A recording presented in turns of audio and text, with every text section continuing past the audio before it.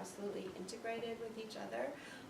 And so that I think that changes in one will probably have an effect on changes in the other. So, so there is that, but then there might be a kind of a way that we're thinking about politics as something that can affect those kind of psychic relationships too. And if that's true, I'm not quite sure how, but I think that speaks to the question number 3 about where that longing is, where those ambivalent attachments are, and whether they're always located toward home, or whether they might be located somewhere else in a bad way, a reactionary way, or I mean maybe sometimes in a progressive way, which would be nice. But yeah, I guess I just say that, and maybe other people have other ways. But those are really wonderful questions.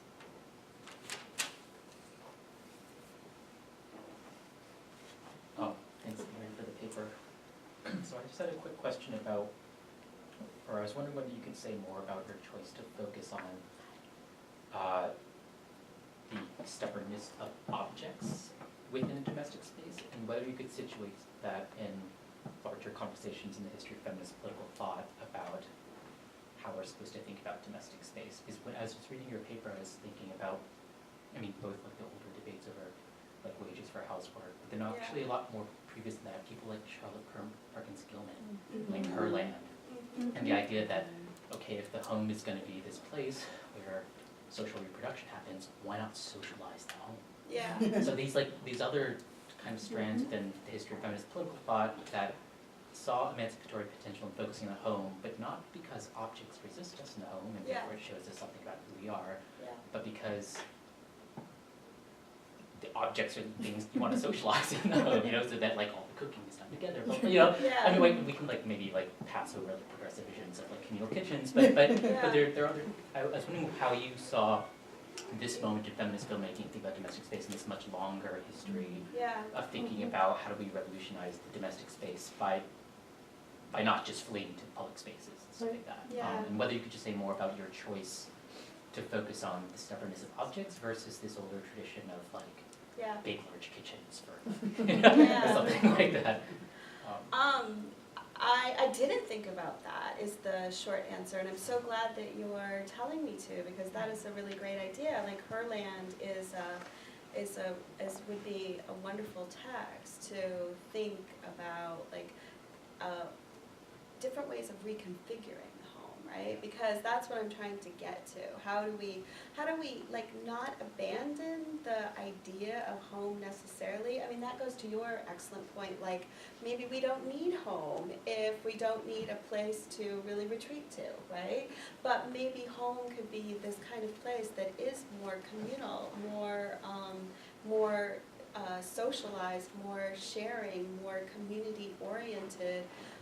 And I hadn't thought about it at all in the relationship of like some of these traditions in feminist theory, like Charlotte Perkins Gilman, but that's a great idea. I was focusing on objects because Akerman's films directed me to. I really started there. I didn't start thinking about objects. I really started thinking about the films and trying to understand them for myself, and thinking about the role that objects were playing in those films, and why I found it really very disconcerting, and I didn't know what that meant in terms of whether objects were just were mediating relationships between people in the home, or if agency itself of women in domestic spaces was being changed through their relationship with objects, etc.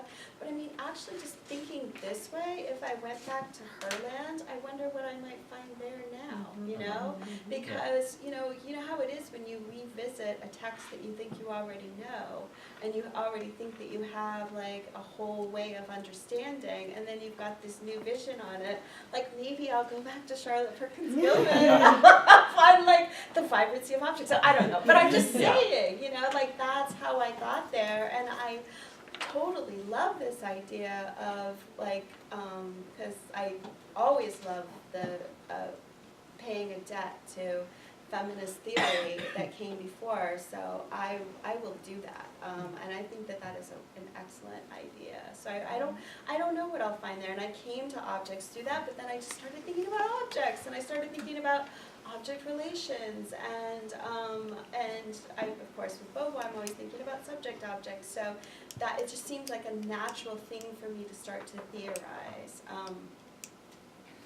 That might be insufficient, Kevin. I don't know, but I really like that suggestion, and I don't know what I'll find when I do that, but.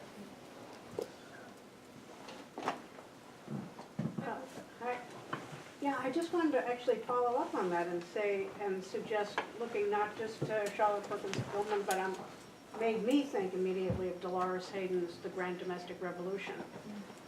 And all of that whole group of people she referred to as materialist or material feminists, which, you know, in a certain sense, Akerman, you're trying to get at that, and that there's a whole many people and movements that also were looking at the relationship between the home, the domestic and the political differently. So I think it could be, it's just basically following up, but I think it could be a very rich way to deepen this. Yeah, thank you for that citation, because I've never read that book. Oh, and it's fantastic. Yeah, and I also just want more examples of materialist kinds of feminism, because, you know, engaging with Bennett, I think of Bennett's work as feminist, but it's not in the tradition of materialist feminism at all. So I'm trying to bring something more explicitly feminist to Bennett's work, which is, I think, a good thing. But on the other hand, by doing so, I don't want to ignore, which you two are reminding me that I'm doing, a whole tradition of materialist feminism that already exists, that I should be acknowledging and seeing what it does for me. And I think that's a really great idea. And yeah, Federici's a really good idea too, wages against housework. And I mean, Federici says something, I read Federici recently actually, I'm shocked I didn't put it in here, but anyway, like what's going on there? Anyway, but Federici, I mean, like, she even says that this is like wages against housework, and like looking at domestic labor is like something, I don't remember the exact words, but like the only like way to revolutionize the world or something. Like she makes I just am remembering that she makes a very strong claim, and that's a very strong materialist claim about where labor begins and is reproduced, and women's relationship to that labor. And you know, it's not that she wants wages for housewife work; she wants to revolutionize the whole way that we do reproduction of labor and of bodies. So I do like that idea.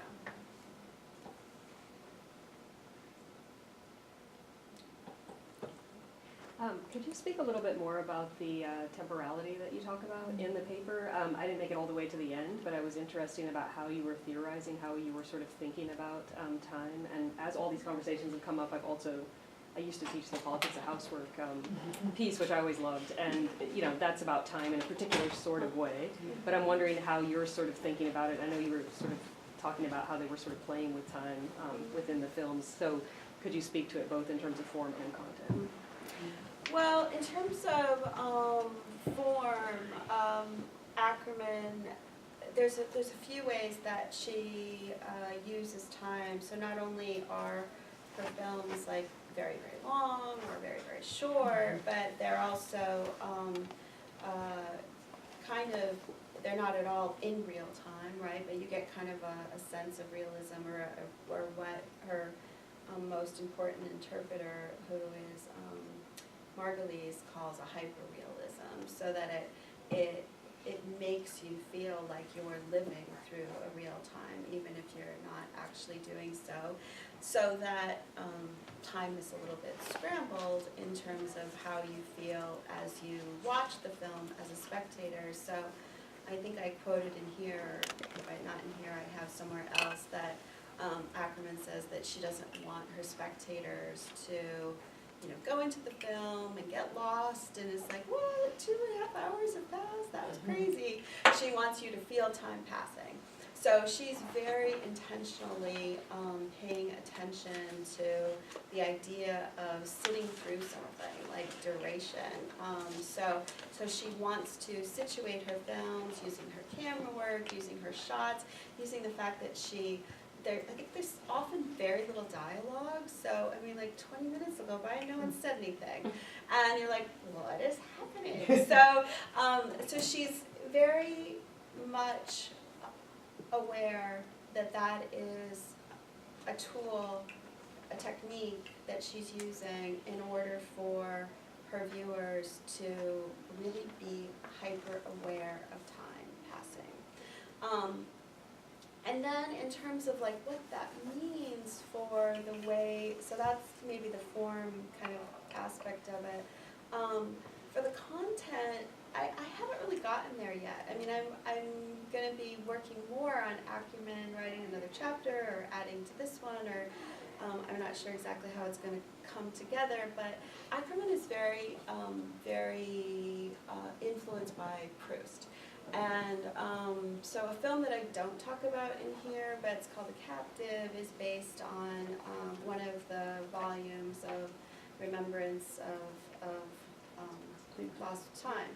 And so I've been reading Proust and thinking about Akerman's debt to Proust, and thinking about the way that time is configured in that novel, and trying to thematize what that might mean for us thinking specifically about the housewife, who, again, in my relationship to Beauvoir, is for Beauvoir the one who always has to wait for things, who is always in a different relationship to time.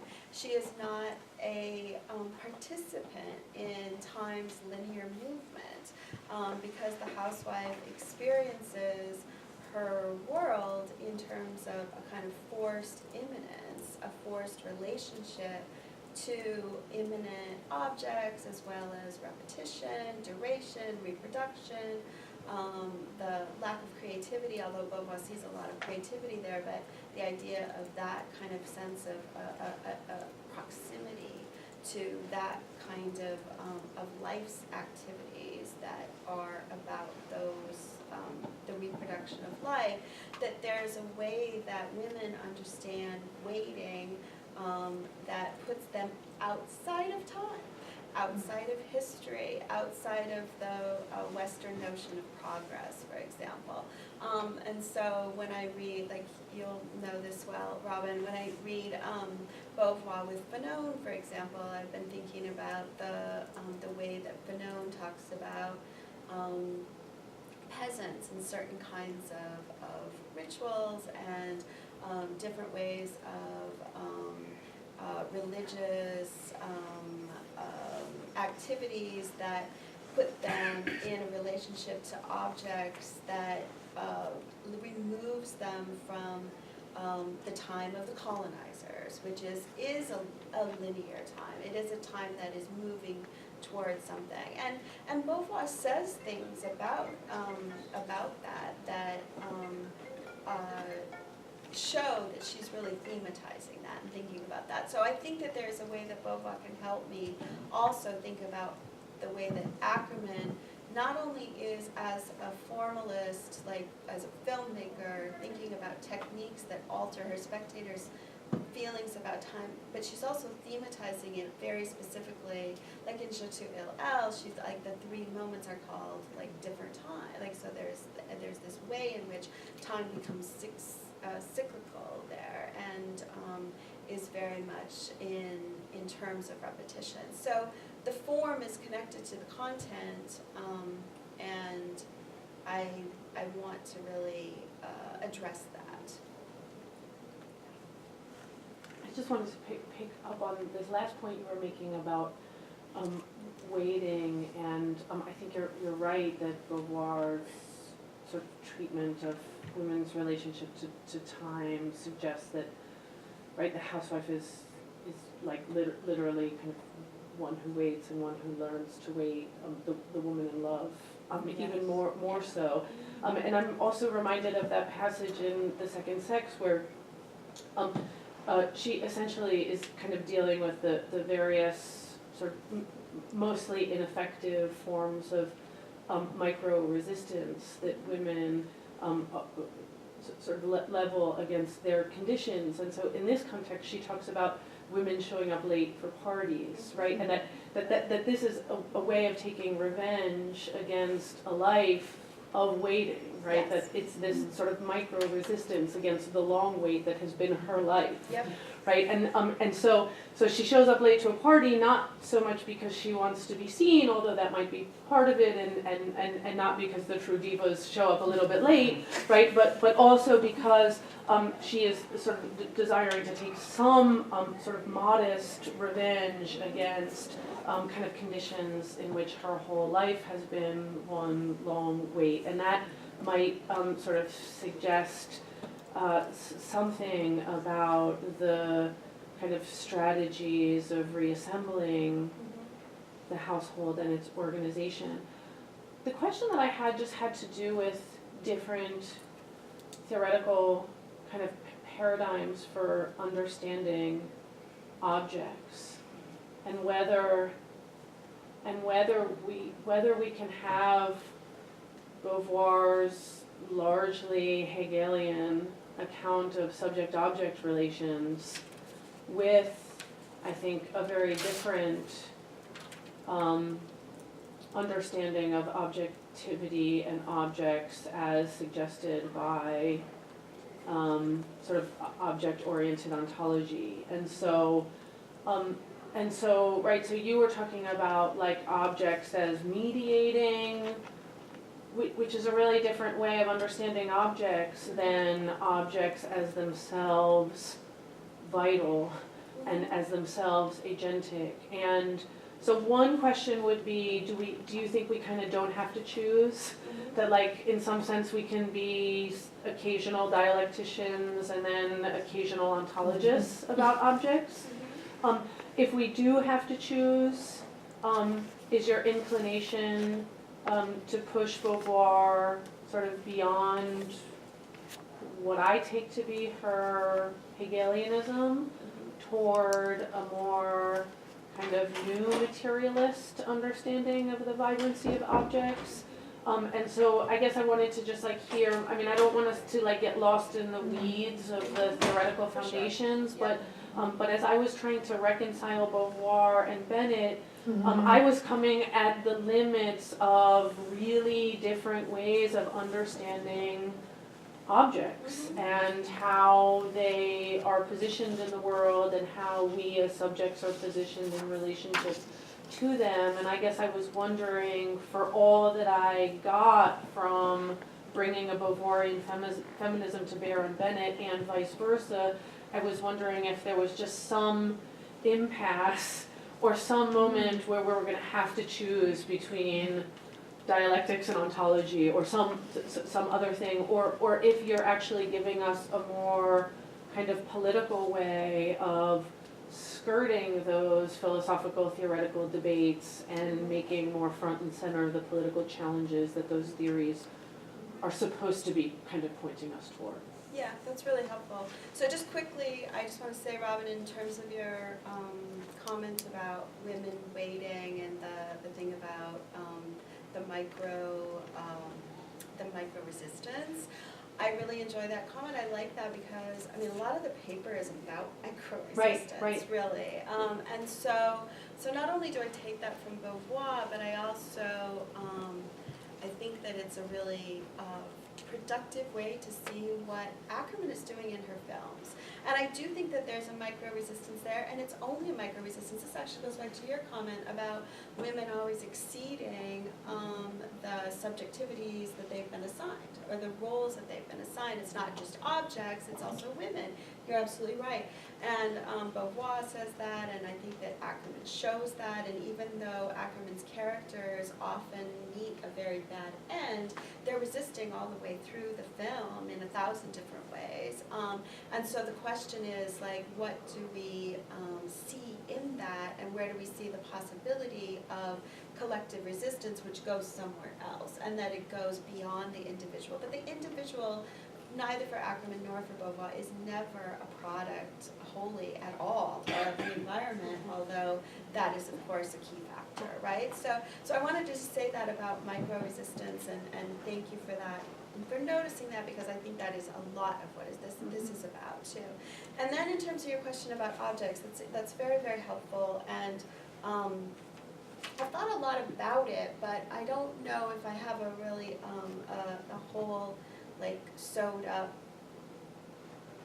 answer. On the other hand, I do have an answer. I think that first of all, I don't think that Beauvoir is a Hegelian.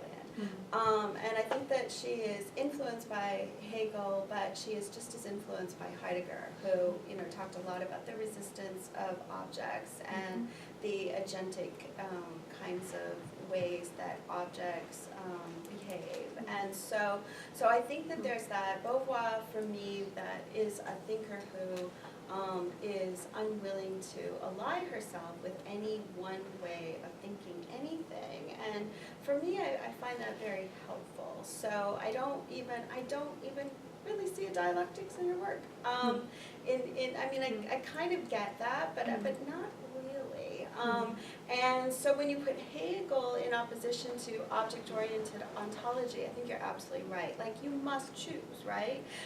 But I talk about as they say, in this paper, but I reject that. I'm not into that at all. Like, not all, I don't, that's not a kind of a paradigm that I feel comfortable with. So I only talk about it to say that's not what I do, and that's not what Jane Bennett's doing either, obviously, right? So when you put it in that sense, I think it is an either or, but I don't think that those are the two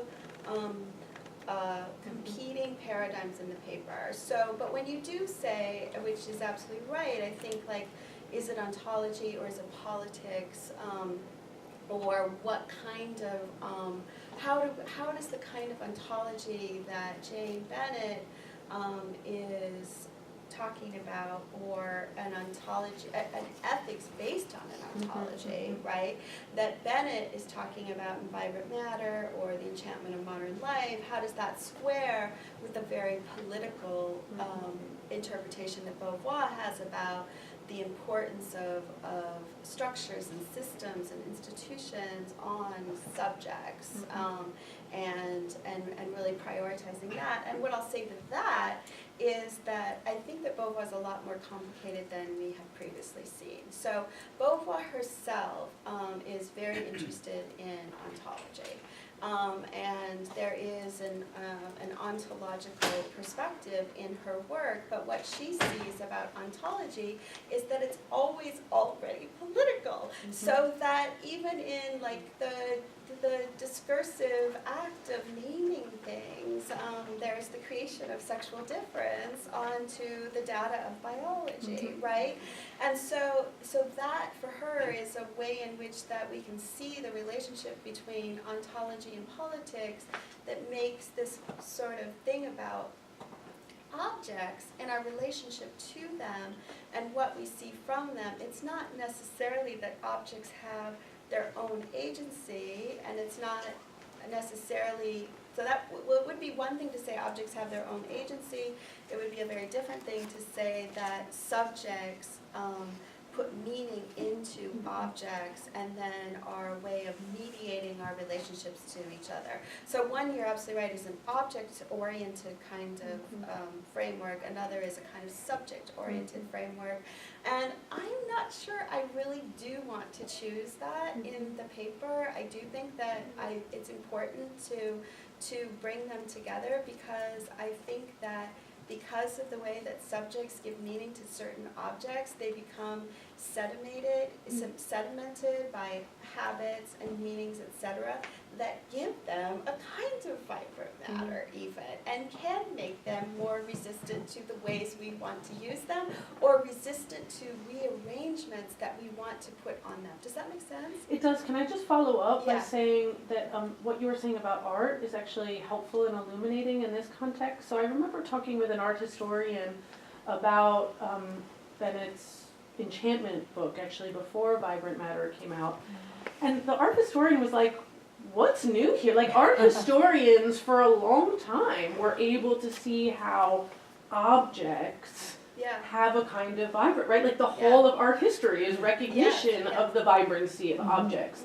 And when you were talking about Beauvoir's perspective on the work of art and the freedom of the work of art and sort of decentering the creator as the locus of freedom and actually identifying freedom in the relationship between the work of art and the spectator that it produces in many ways. It produces a Right, and it spectator, produces yes, its own spectator. Gadamer will say the same thing about art, that the work of art kind of produces and generates its spectator.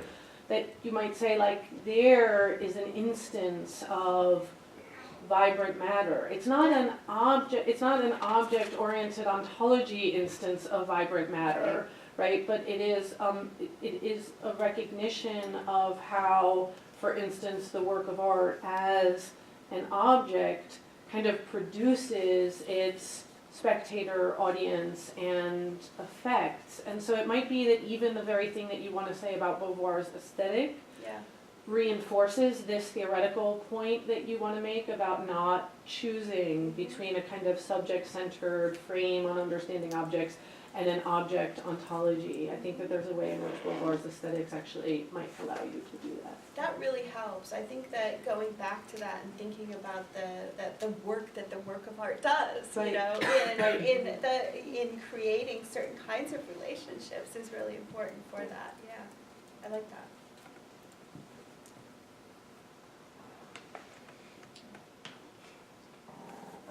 This is so great. This is a delightful paper. And so this was sort of raising a question of when I had kids. But I was just thinking about if you could say a little bit. I'm sort of thinking about two things. One is the aesthetics of film versus the aesthetics of literature, and the cinematic and the literary, and I'm thinking about that in terms of thinking about filmic practices and race and spectatorship, and thinking about. Is this a story about a certain kind of white feminine domesticity or a white heterosexual domesticity? And like, what would it mean to sort of think about, I'm just thinking about the logics of domesticity and what it would mean if there were a black body in there or a brown body, right? That would be, is that the maid or is that the white housewife? Like, it just seems like there might be some really interesting things in terms of thinking about spectatorship and race and who's watching and who's seeing. And there's been, critiques from people like Phil Harper or Darby English about sort of the saturating work that black embodiment does, where that the spectator, the logics of represent, the insight to being representational are so strong that they end up kind of arguing for abstractionist practices because it kind of displaces some of the assumptions that there's just so much, just what it means to be a hyper-saturated body that's visible, in particular, kind of hyper-visible bodies, that might do different kind of work when they work on the terrain of cinema. Yeah. And so, does that do anything to your critique of aesthetics and what cinema might do possibly? Does it do the political work? Will it do something different to bodies that are embodied, in non-normative ways or in different ways racially? And just thinking about how that works in terms of moving between the literary and the filmic. Just curious if you think.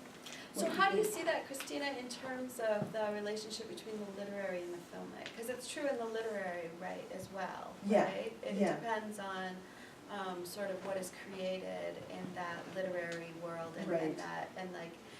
is it because it's visual, are you thinking? Well, that's what, Phil Harper's been arguing that the problem of I mean, I'm just asking African American, like, about the race hyper question. visibility, like, Yeah. so, and the ways in which when there's embodiment portrayed in a kind of representational work of art, that people make certain kinds of demands on that work and demands on what that art is supposed to do in terms of representing properly or you know, the way it's hard to read different kinds of nuance or different kinds of alternative transformative possibilities. And Darby English has been talking about this as like curatorial practices for Black art, and like the way that that art is sort of demanded to do certain kinds of work around race, and that it literally can't be seen sometimes if it's not doing that kind of representational work. So it just seems like there's a body of scholarship around Black aesthetics right now that's trying to think about how different genres and different aesthetic practices really, that audiences view those practices and make different kinds of aesthetic demands and political demands on the work, right, that really start to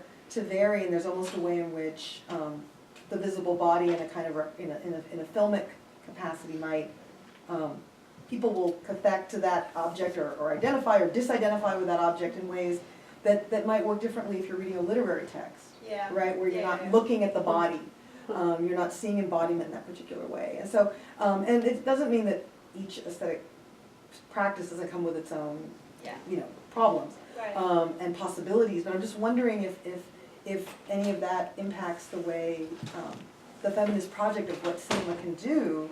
Does it do something different if that body is raced or trans, or just different ways in which embodiment might work on its viewers and audience differently, or does that, or No, is that not makes the thing? perfect sense. I mean, the short answer That's is the thing. yes, of course, Yeah, right? yeah. I would think absolutely. I mean, I think that the question that you're asking me though is pressing me to think more about the way that I'm theorizing experience and the centering of the body, right? So what does the body on screen, and the fact that like in the three filmmakers that I'm studying, a female body on screen and in most cases a white body on screen, not always with Akerman, but mostly.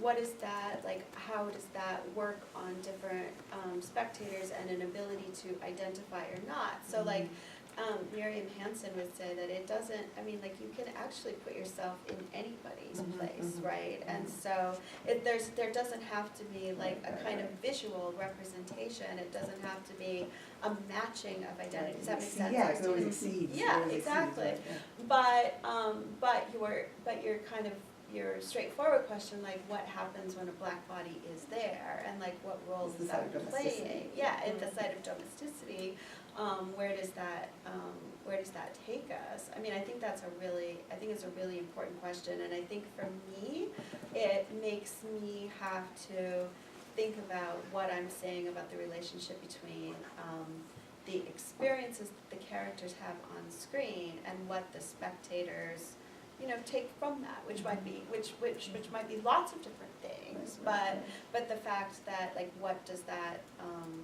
like this whole idea about moving toward abstraction, or maybe a more modernist view, right, of like not represent, is that what you're saying? Not representation, because that allows for more possibilities. I mean, there's I don't know. Yeah, and then different genres of film and different Yeah. filmic practices might do different kinds of work. For sure, yeah. I mean, all of the three filmmakers that I'm working with, and I'll just talk about Akerman now because that's what the paper was about, I mean, she's definitely a kind of a modernist, and thinking about an avant-garde film practice which is highly influenced by a modernist aesthetic, and